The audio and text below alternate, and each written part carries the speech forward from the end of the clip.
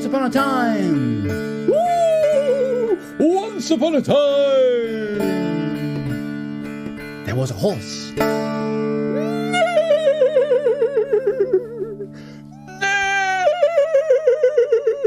And this horse lived in the woods, lived in the forest, and was a wild horse.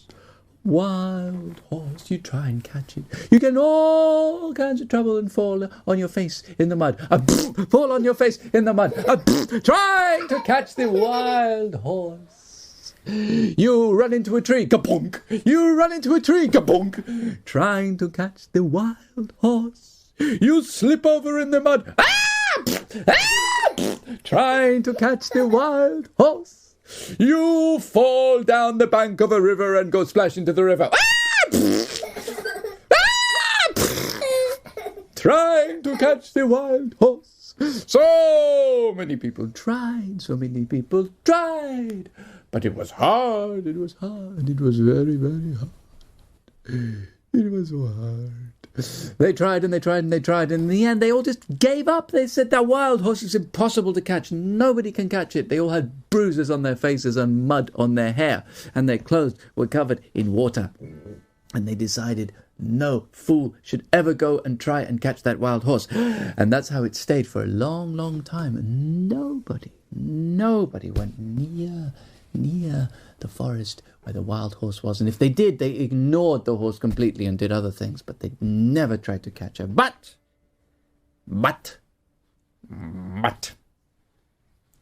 one day,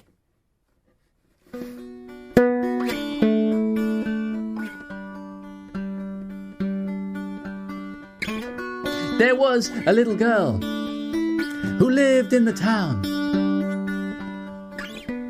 Her parents were very poor.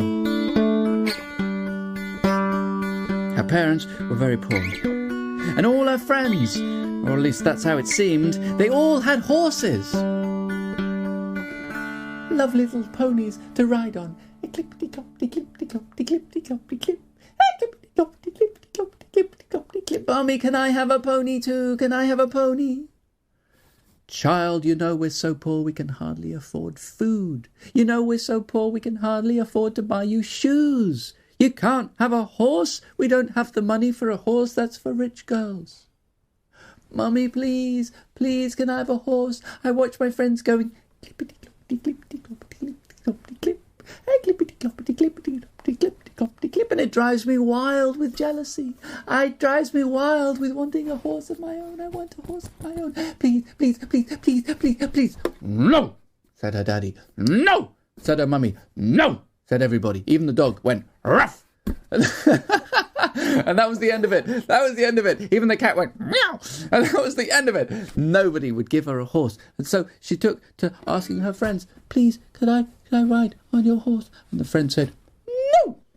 She went to the next friend, please, could I ride on your horse? No, he's my horse. My horsey, not yours. Go away. What kind of friends were those? Poor girl. She was so desperate. She had to ride a horse.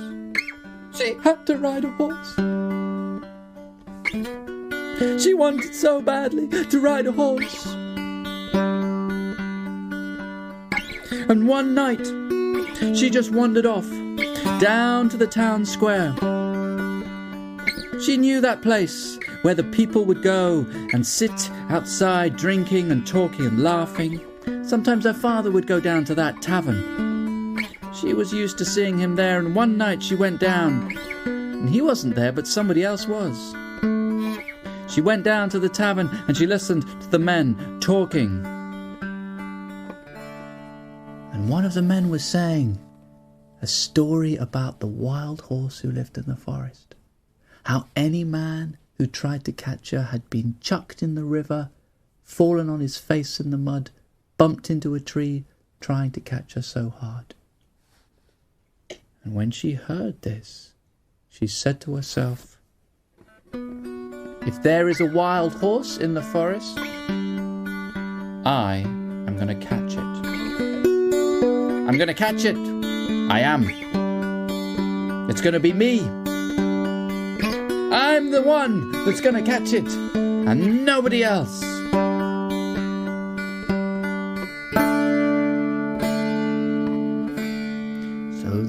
next day she got herself ready.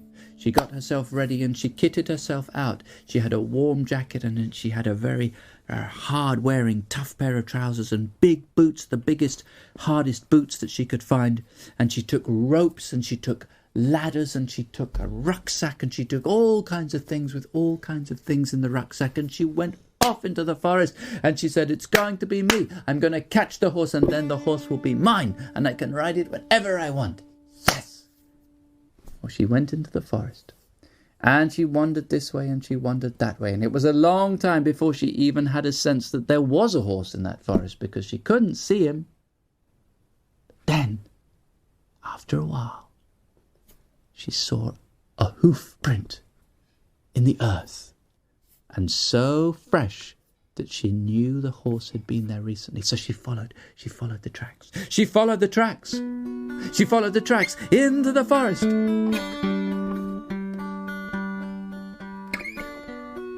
And the further she went, the more excited she became. She thought, "My horsey, my horsey, my horsey, my horsey, my horsey is here, my horsey is here. My horsey is here. I'm going to catch him, I'm going to catch him, I'm going to catch him." And then she heard a sound which made her blood thicken and quicken. She heard in the distance,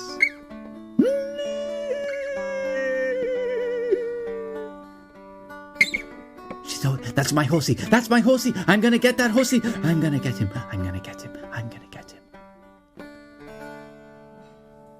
And she went stealthy as a rabbit, stealthy and quiet as a rabbit, through the forest. She had her rope, she had all her rucksack, she had everything. She walked and she tied her rope to the branches of a tree. And she was very good at making things with rope. And she tied it to the branches of a tree this way and that way. And she made a net that was like a web to catch a horsey. And then she crept around the back of where the horsey was. And when she was just behind the horsey, she made a loud sound. "Ha-da!" And the horsey ran and ran and ran with all her might. But the girl had been so clever. She'd put her net between two trees that she knew the horsey would run towards. On one side, the river. On the other side, thick trees, thick bushes. In the middle, a rope trap that the horsey only saw at the last minute. And in went the horsey and trapped she was, trapped she was. Well, soon the little girl was looking down at a pile of horsey and ropes all tangled together. A pile of horsey and ropes all tangled together, and she knew she had her horsey now. The only problem was, her horsey was terribly cross. She thrashed and wriggled and raved around on the ground like someone furious to be caught in such a way. The little girl thought, "How shall I tame him?" Well, she sat on the ground and she thought a while. And then she saw a rabbit. And she said to the rabbit, "Do you know where I can find lots of carrots?" The rabbit said, "Yes, there's a farmer's field just over there." "Great," said the girl. "Take me with you and show me how you pull them out of the field." "Okay," said the rabbit. So they went to the field, her and the rabbit, and they went to the field, and the rabbit showed her how to pull up the carrots, and it wasn't that hard. You just had to grab hold of them really tight and then pull them out of the ground. "It's easy," said the little rabbit, and the girl thought it was. And she pulled out all these carrots and all these carrots and all these carrots, and she brought them back to the horsey. And she fed them to the horsey whenever the horsey was tame and quiet. And when he raved and thrashed and raged about, she wouldn't give him carrots. And he loved her carrots so much, he found them so tasty, that he would calm down just so as to have another carrot. And in this way, before too long, This was the quietest, tamest horsey you ever saw. Well, she said, now I need to learn how to ride him, and him to learn how to carry me. And so she undid the ropes except for one last one that was round his neck, and this she held on to, round his collar, this she held on to, and she led him through the forest. And she told him all the stories about her.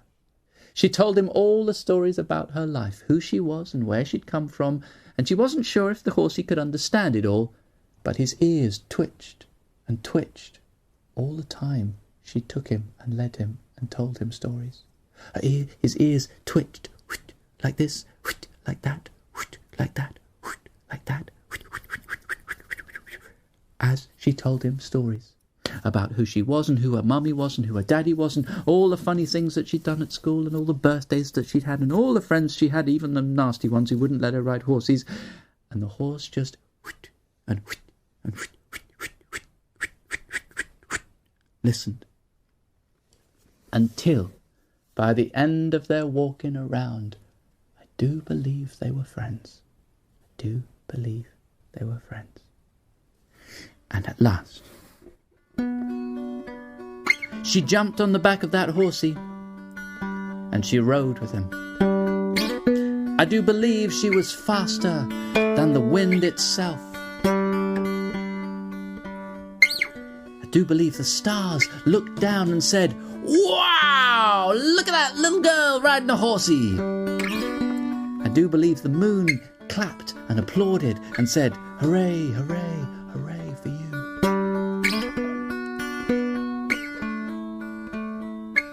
And that's the end of my story. That's the end of my story. There's nothing left to say. That's all there is to say, children.